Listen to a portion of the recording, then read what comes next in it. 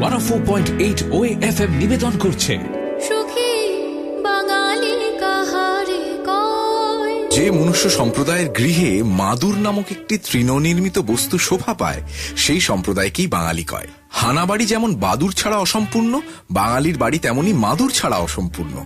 এ প্রসঙ্গে জানিয়ে রাখা ভালো যে মাদুর শব্দটি এসেছে সংস্কৃত মন্দুরা শব্দ থেকে। তা যেখান থেকে আসুক না কেন, মাদুর হলো বঙ্গজীবনের গুরুত্বপূর্ণ অঙ্গ। মাদুর সাধারণত খাটের তলায় অথবা ঘরের কোনায় এগরোলের মতো পাকিয়ে রাখা থাকে। গৃহে বন্ধু সমাগম হলেই মাদুরের ডাক পড়ে।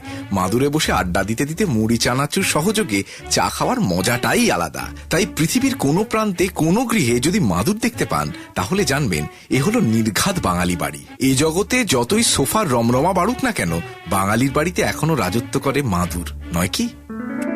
সুখী বাঙালি কাহারে কয়।